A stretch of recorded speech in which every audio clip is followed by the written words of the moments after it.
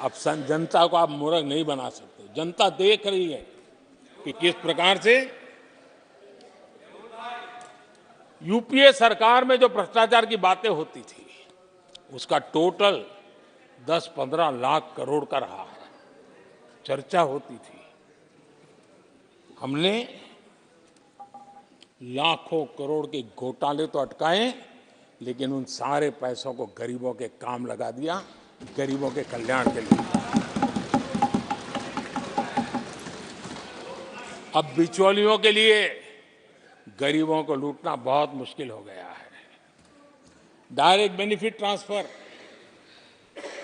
Jan Dhan account, Aadhaar, mobile, उसकी ताकत हमने पहचानी है। 30 लाख करोड़ रुपए से ज्यादा रकम हमने लोगों के खाते में सीधी पहुंचाई। और अगर कांग्रेस के एक प्रधानमंत्री ने कहा था कि 1 रुपया भेजते हैं 15 पैसे पहुंचते हैं, अगर उस हिसाब से मैं देखूं तो हम जो 30 लाख भेजे हैं, अगर उनका जमाना होता तो कितना रुपया कहां चला जाता, इसका हिसाब लगाइए। 15% मुश्किल से लोगों के पास पहुंचता, बाकी सब कहां चला जाता। आदरणीय अध्यक्ष जी, हमने 10 करोड़ फर्जी नाम हटाए हैं। अभी लोग पूछते हैं पहले इतना आंकड़ा था, क्यों कम हुआ? आपने ऐसी व्यवस्था बनाई थी कि जिस बेटी का जन्म नहीं हुआ उसको आपके यहां से विधवा पेंशन जाते थे। और ऐसे सरकारी योजनाओं को मारने के जो रास्ते थे ना, 10 करोड़ फर्जी नाम बंद किए। ये जो परेशानी है ना इन चीजों की है, क्योंकि रोजमर्रा की काय उनकी बंद हो गई है। आदरणीय अध्यक्ष जी, हमने ये फर्जी नामों को हटाने से करीब करीब 3 लाख करोड़ रुपया फर्जी हाथों में जाने से बचाया, गलत हाथों में जाने से बचाया। देश के टैक्स पेयर का पाई पाई बचाना और सही काम में लगाना, इसके लिए हमने जीवन खपा रखे हैं। आदरणीय अध्यक्ष जी, सभी राजनीतिक दलों को भी सोचने की जरूरत है और समाज में भी जो लोग बैठे हैं उनको देखने की जरूरत है। आज देश का दुर्भाग्य है, पहले तो क्लासरूम में भी कोई अगर चोरी करता था, किसी की कॉपी करता था, तो वो भी 10 दिन तक अपना मुंह किसी को दिखाता नहीं था। आज जो भ्रष्टाचार के आरोप जिन पे सिद्ध हो चुके हैं, जो जेलों में समय निकाल करके पैरोल पर आए, आज वॉशिंग मशीन से भी बड़ा कंधे पे लेकर के महिमा मंडन कर रहे हैं ऐसे चोरों का सार्वजनिक जीवन में। कहां ले जाना चाहते हो देश को तुम? जो सजा हो चुकी है, मैं ये तो समझता हूं कि आरोप जो है उनके लिए तो आप सोच सकते हैं, लेकिन जो गुनाह सिद्ध हो चुका है, जो सजा काट चुके हैं, जो सजा काट रहे हैं, ऐसे लोगों का महिमा मंडन करते हो आप? कौन सा कल्चर और देश की अभावी पीढ़ी को क्या प्रेरणा देना चाहते हो आप? कौन से रास्ते और ऐसी कौन सी आपकी मजबूरी है?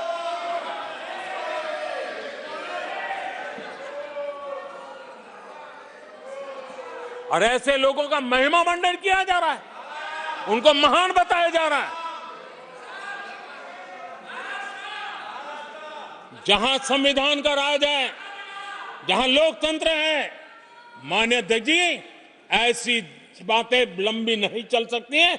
ये लोग लिख करके रखें, ये जो महिमा मंडन का काम चल रहा है उनका, वो अपने ही खात्मे की चिट्ठी पे सिग्नेचर कर रहे हैं लोग।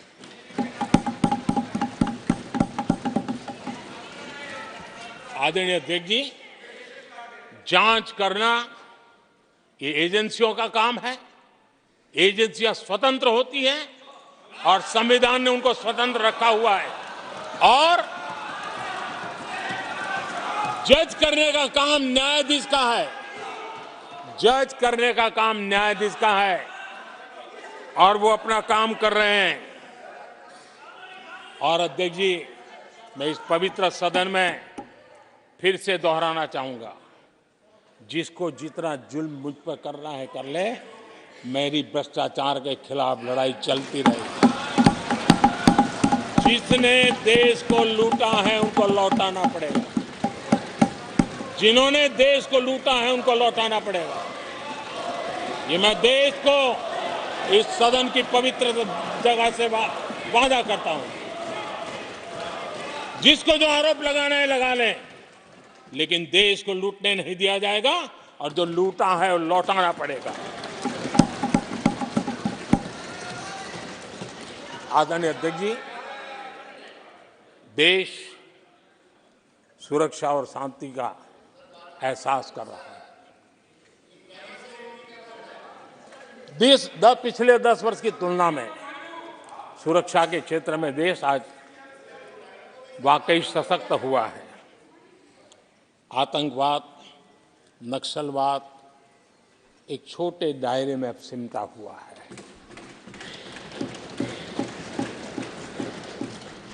लेकिन भारत की जो टेररिज्म के प्रति जीरो टॉलरेंस नीति है, आज पूरे विश्व को भी भारत की इस नीति की तरफ चलने के लिए मजबूर होना पड़ा। भारत की सेनाएं सीमाओं से लेकर के समंदर तक अपने सामर्थ्य को लेकर के आज भी उसकी धाक है। हमें हमारी सेना के पराक्रम पर गर्व होना चाहिए। हम कितना ही उनके मोरल तोड़ने की कोशिश करें, मुझे मेरी सेना पर भरोसा है।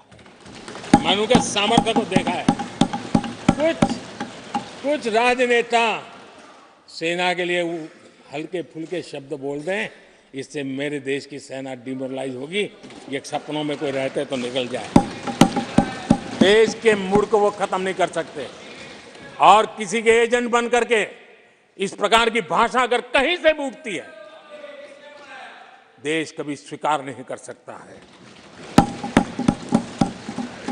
और जो खुलेआम देश में अलग देश बनाने की वकालत करते हैं,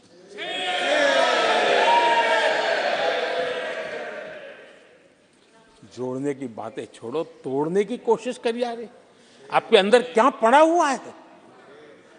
क्या इतने टुकड़े करके अभी भी आपके मन को समाधान नहीं हुआ है? देश के इतने टुकड़े कर चुके हो आप, और टुकड़े करना चाहते हो? कब तक करते रहोगे? आदरणीय अध्यक्ष जी, इसी सदन में अगर कश्मीर की बात होती थी तो हमेशा चिंता का स्वर निकलता था, छिटाकशी होती थी, आरोप प्रत्यारोप होते थे। आज जम्मू कश्मीर में अभूतपूर्व विकास की चर्चा हो रही है और गर्व के साथ हो रही है। पर्यटन लगातार बढ़ रहा है। G20 समिट होती है वहां, पूरा विश्व आज उसकी सराहना करता है। आर्टिकल 370 को लेकर के कैसा हुआ बना के रखा था। कश्मीर के लोगों ने जिस प्रकार से उसको गले लगाया है, कश्मीरी जनता ने जिस प्रकार से गले लगाया है, और आखिर के ये समस्या किसकी देन थी? किसने देश के माथे पर मारा था? किसने भारत के संविधान के अंदर इस प्रकार की दरार करके रखी हुई थी? आदरणीय अध्यक्ष जी, अगर नेहरू जी का नाम लेते हैं तो उनको बुरा लगता है, लेकिन कश्मीर को जो समस्याएं झेलनी पड़ी उसके मूल में उनकी ये सोच थी और उसी का परिणाम है देश को भुगतना पड़ा। जम्मू कश्मीर के लोगों को, देश के लोगों को नेहरू जी की गलतियों का बहुत बड़ी कीमत चुकानी पड़ी है। आदरणीय अध्यक्ष जी, वो भले गलतियां करके गए, लेकिन हम मुसीबतें झेल करके भी गलतियों सुधारने के लिए हमारी कोशिश जारी रखेंगे। हम रुकने वाले नहीं हैं। हम देश के लिए काम करने के लिए निकले हुए लोग हैं। हमारे लिए नेशन फर्स्ट है।